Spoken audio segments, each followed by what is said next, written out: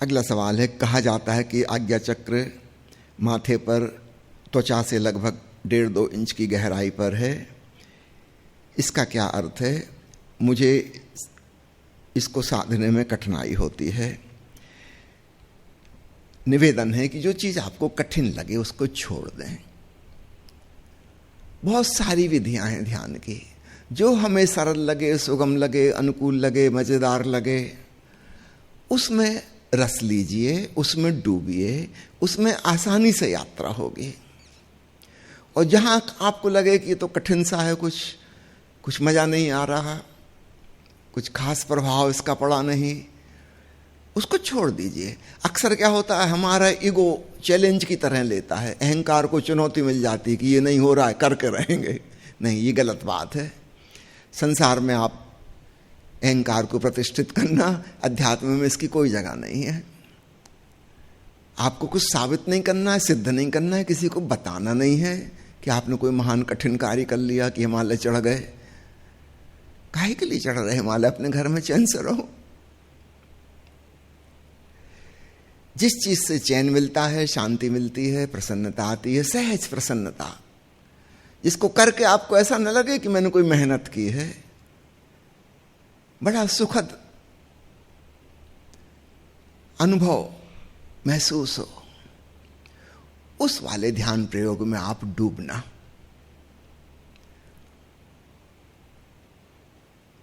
उसको अहंकार का टारगेट नहीं बनाना कि कठिन चीज हमें करनी है। तो कुछ लोगों को आज्ञा चक्र का ध्यान अच्छा लगेगा, किसी को नहीं लगेगा, किसी को शांति मिलेगी, कोई कहेगा हमारा तो सिर दर्द होने लगा। तो छोड़ दो, नहीं करो। और बहुत सी विधियां हैं।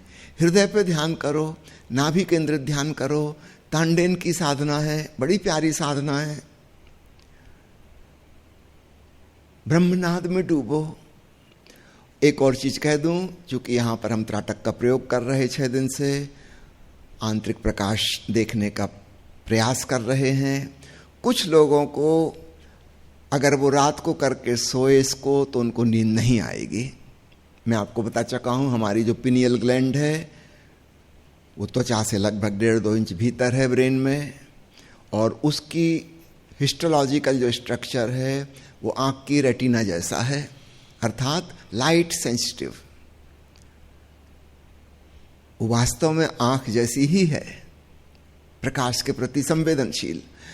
तो अगर हम आंख बंद करके रात के अंधेरे में भी अपने आंतरिक आलोक का दर्शन कर रहे हैं, यह संभव है कि नींद ना आए। क्योंकि पिनियल ग्लैंड से जब अंधेरे में मेलाटोनिन नामक रसायन का सिक्रीशन होता है, तब हमें नींद आती है। तो कुछ लोगों को सहज होगा कि वे प्रकाश देखते देखते सो सकते हैं, वो इस प्रयोग को रात को कर सकते हैं। अन्य लोगों को जिनको जरा भी लगता है कि नींद में डिस्टर्ब हो रहा है, कृपया कर इस प्रयोग को रात को तो बिल्कुल ना करें। अगर करना है तो सुबह से लेकर दोपहर तक, बस दोपहर के बाद फिर ना करें। क्योंकि नींद बहुत महत्वपूर्ण और जरूरी है, शारीरिक स्वास्थ्य के लिए, मानसिक स्वास्थ्य के लिए, आध्यात्मिक प्रगति के लिए। उसमें रोज हम अचेतन रूप से परमात्मा से जुड़ रहे हैं, अपनी जड़ों से रस प्राप्त कर रहे हैं, बहुत ही महत्वपूर्ण है। तो अगर आपको लगता है कि इससे डिस्टर्ब हुआ नींद में, इस प्रयोग को आप छोड़ दीजिए, मत कीजिए।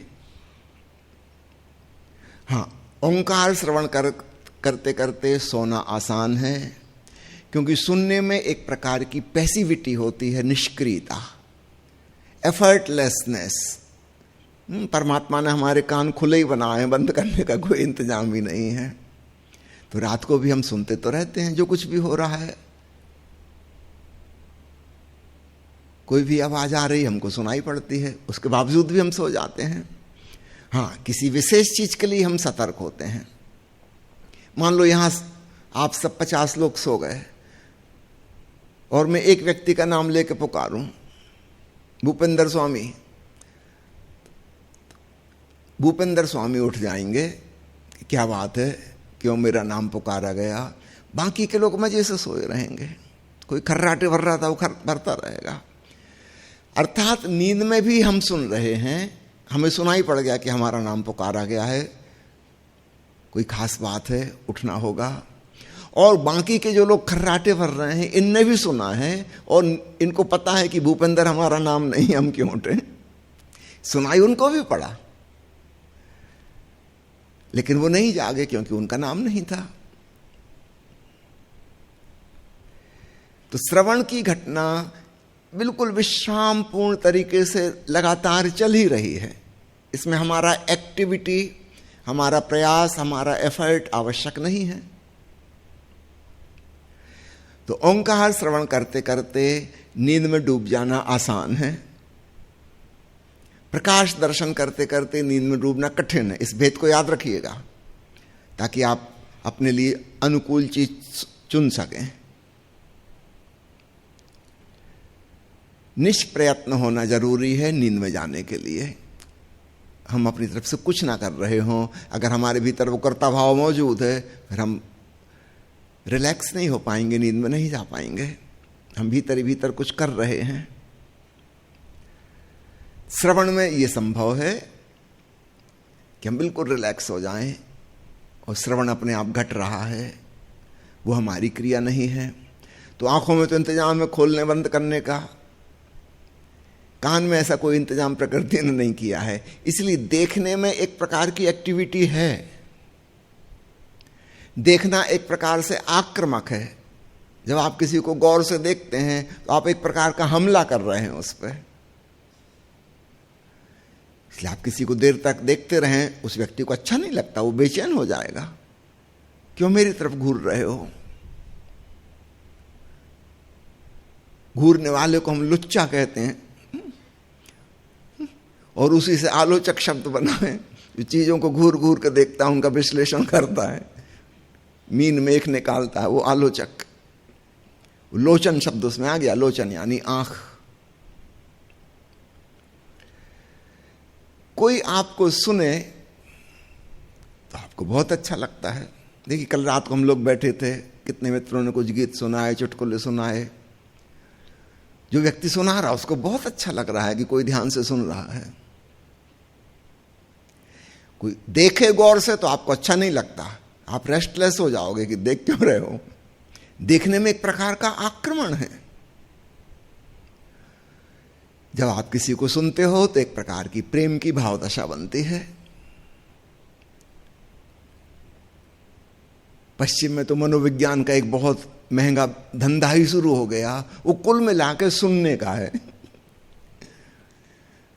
वो पेशेंट अपनी बकवास किए जा रहा है और पर्दा लगा के उसके पीछे मनोवैज्ञानिक बैठा है। अब वो पता भी नहीं बैठा भी है कि चला गया है, बीच बीच में आके हाँ हूं कर जाता है।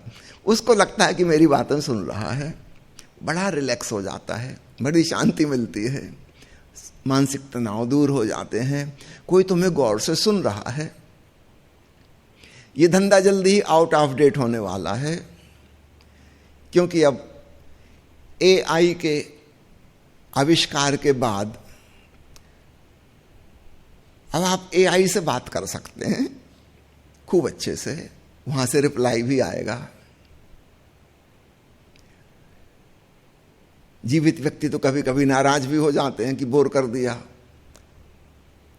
वो जो एआई की एप्लीकेशन है वो आपसे नाराज नहीं होगी, प्रेम पूर्वक आपकी सब बातें सुनेगी और आपको उत्तर भी देगी, जवाब भी देगी, सब एक सज्जन पुरुष की भांति। आपको बड़ा अच्छा लगेगा। कभी लोगों को हमेशा शिकायत रहती कि श्रोता नहीं मिलते।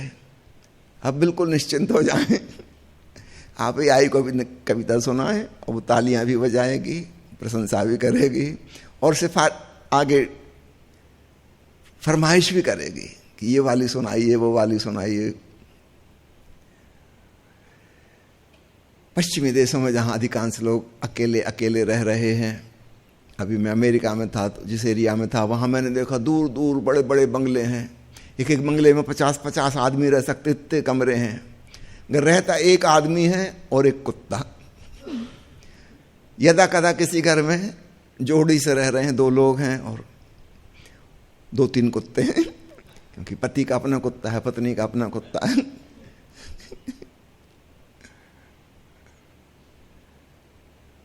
बहुत अकेले हो गए, बहुत अकेले हो गए।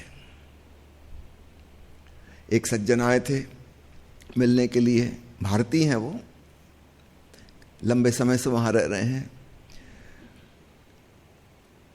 जो महिला उनके साथ आई थी उन्होंने बताया कि मेरी पहली पत्नी है। उनका पहली मतलब, बोले फिर 4 शादी कर चुके, 4 तलाक हो गए हैं, लेकिन फिर पहली वाली से फिर दोस्ती हो गई है। अकेलापन काटने को दौड़ता है। इसका मतलब जिससे इतना लड़ाई झगड़ा था कि तलाक हुआ, हम झक मार के फिर उसी से मित्रता की है। मैं इनका 5वीं शादी का इरादा नहीं है। पिछले साल उनके बेटे की शादी हुई है। इनका बेटे की शादी हो गई, एक ही बेटा था उनका, और इसी पहली वाली पत्नी से था। उनका बेटे की शादी हो गई, आपका नंबर फिर लग गया है। जहां लोग बिल्कुल अकेले अकेले हो गए हैं, कोई किसी से बोलने वाला नहीं, परिवार व्यवस्था बिखर गई है, वहां लोग मनोवैज्ञानिकों से बोल रहे हैं, भारी फीस चुका के। स्वीडन में, डेनमार्क में एक नया बिजनेस शुरू हुआ है कि वो सुनने वाला व्यक्ति के राय का, वो आपके घर आके आपको घंटा भर सुन जाएगा, आप उसको फीस दे दीजिए, बातचीत करेगा आपसे। खूब अच्छा बिजनेस शुरू हुआ। बिल्कुल बेरोजगार लोग जिनके पास कोई काम धंधा नहीं था, वो भी पहुंच जाते हैं। बड़े बूढ़े लोग हैं अक्सर, जिनका सुनने वाला कोई नहीं है, वो चाहते हैं कोई बातचीत करे, कोई बतियाए।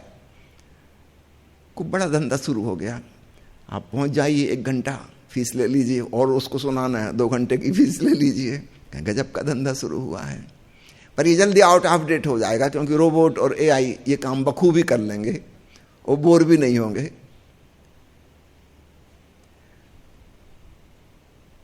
सावधान। जब हम किसी को सुनते हैं उसे अच्छा लगता है, जब हम किसी को देखते हैं अगर ज्यादा देर तक उसे अच्छा नहीं लगता।